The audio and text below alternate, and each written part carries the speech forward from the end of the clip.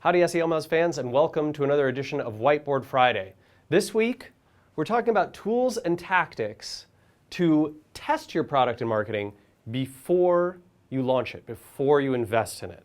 The reason this is so important is because you're going to take a lot of time and effort to put together a marketing plan, to put together landing pages, to put together a product, to put together an entire website. And a lot of the time, before you launch, you get this feeling like, man, is this thing going to really work? I don't know if it's going to take off. I want to be sure. This is exactly why you need these types of tactics, because you're going to build something, you're going to make that investment. But if you can learn a lot about your customers, about the visitors who are coming to you, about your percentage of conversion, about how much people like the product, about what they're going to do, if you can get that critical feedback before you actually launch, you're going to do so much better. And this ranges all the way from how you title a blog post to a full launch of a software product or a physical product in the real world or whatever it is that you're marketing and making.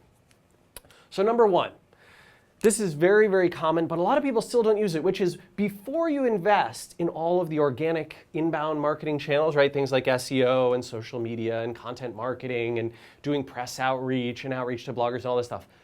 You can actually buy keywords through PPC, right? Just by flipping on an AdWords account, flipping on a Bing account, and then sending traffic from the search results over to your web page. Now, the thing about this is you need to have a functional page here, but it doesn't have to be complete.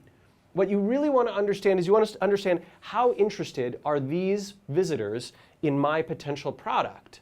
And this doesn't necessarily require building out the full feature set, building out the full product. In fact, we can do number two, beta launch pages. So what this is essentially saying, here is a teaser, right? In this page, I'm going to put a teaser of the product that I'm going to build.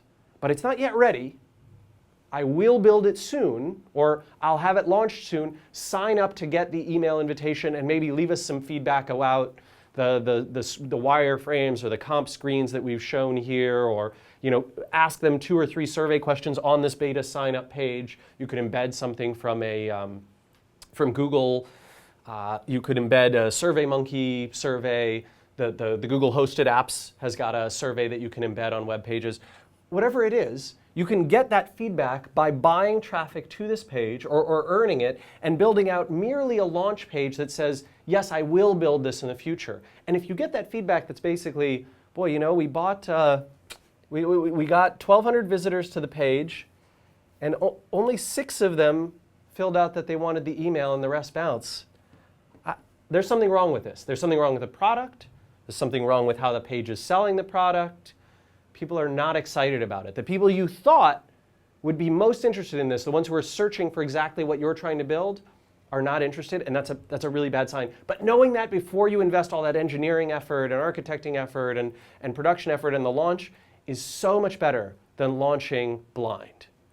Number 3, you can do this and apply it not just to products, but to blog posts, to content, to viral content, to an infographic, to a video, to whatever you want, by running surveys, simple surveys of your users or your friends or a beta test list, or you can use anonymous lists. So you could try something like a Mechanical Turk or a Fiverr, we'll talk about those in a sec, to test that viral content, or even to give you preferences of topics and headlines, right? So I could run a survey that's, headline 1, and headline 2, and headline 3, and oh look, most of my users said they liked headline 2. That's the one I'm going to go with. That's the one that clearly has got the best launch potential, and I can use that survey data to say, oh, this is the right thing to do, and therefore increase my chances of having that viral impact.